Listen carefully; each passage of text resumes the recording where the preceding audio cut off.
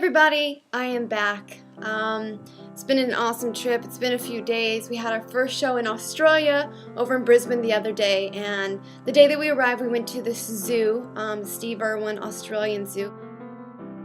Such an incredible trip. We got to hold koalas, fed elephants, saw so many different kinds of animals, pet a wallaby. I held a big huge snake, I held a little crocodile, I held a skink. So many sad stories about koalas being hit by cars or bitten by dogs. And the Steve Irwin Zoo is pretty amazing because they really help restore nature and help it get through whatever it's going through. And they have such a great hospital there that really takes hold of animals that have been through such traumas, and they do surgeries and they really give back. They do everything they can to ensure that all animals are taken care of. After that, we did a show just last night in Brisbane. Audience was incredible. It's fun to be on stage again. I have to say, jet lag is really nasty when you come from America to Australia and you try to do a show, because about the time we go on at like 9 p.m. and for us it's about 4 a.m. in America, and your body isn't adapted. So it was tough, but it was great to have Alyssa and Francis. I saw you guys in the audience. As soon as I saw you, I was like, so excited. So thank you for coming out. And then I also, I read all the comments and whatnot, and so I wrote down some things and I wanted to make sure I answered. One was a question. I always wear this ring. It's my antique ring. It's actually from the 20s or 30s. I think it's the 20s. But where did it come from? It actually, I bought it for myself years ago, probably, I think about 7 years ago. I was in New York with a friend of mine who was on tour with Christina, and all of the dancers and everything that were dancing for Christina at the time were buying lots of jewelry, expensive jewelry with diamonds and all this stuff, and I was really sad because it was in a place where I didn't have a lot of money, and I wasn't sure where my life was going, and things were happening, things were evolving, but I was just really curious of where my journey was taking me. I just went to a store that was close to the hotel, and I found this ring, and I absolutely fell in love with it, and I was like, I have to have it. And I really didn't have the money at the time, but I decided that it would be my plea that if I bought this ring, I was going to use my credit card, and I was going to do everything in my power to make sure that I continued to move forward so that I was able to pay it off. So it was kind of my gift to myself, and also my encouragement to kind of get where I needed to go. And soon after that was when I joined the Pussycat Dolls, and I was working a lot, and it's like the beginning of a journey.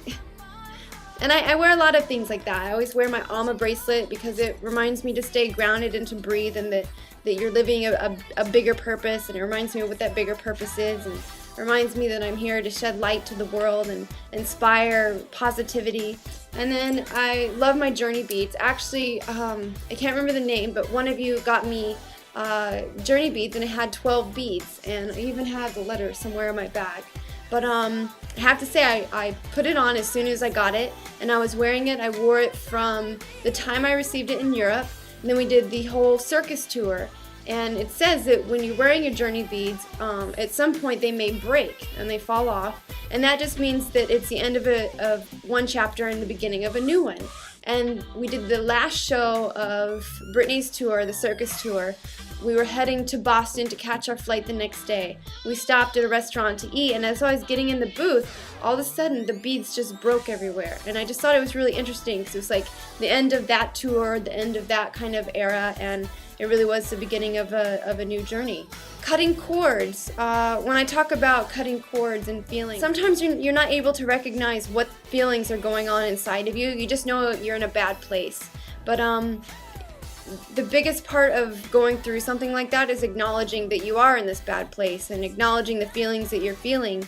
And just know that there is light at the end of the tunnel. And as you continue that search, for me, what I like to do is I pour myself into art, into writing, into anything that I'm passionate about, anything that's creative and that allows me to kind of shed my inner struggles. And as I do that, then I finally develop a way of figuring out what it is that's bothering me. And once I'm able to really find the root, the core of those feelings, then I'm able to cut the cords and do meditation to really face those fears, face those struggles, face those feelings, and then you're able to release. But it's a practice, and I suggest, for me, I didn't know how to do the practice for a long time, and then I met my friends like Crystal Hughes, who did a lot of meditation and kind of spiritual practice. I love essential oils.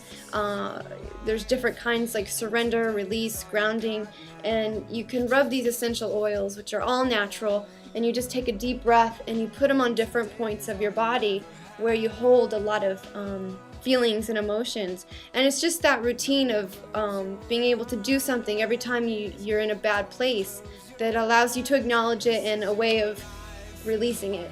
So once I have some of those oils, I'll share that with you, and I'm hoping to be able to create a way for you to get oils of your own. So that's in the works. I have a lot of things going on right now, so I just want to be able to offer you guys as much as possible, and as soon as I get closer to getting those done, I'll definitely spread it with you. But know that Beautiful Movements is always evolving, and I want to be able to offer as much as possible. That's why I've also partnered up with Rain. I've been putting the post up everywhere for how you can get a hold of Rain, how you can donate in my honor.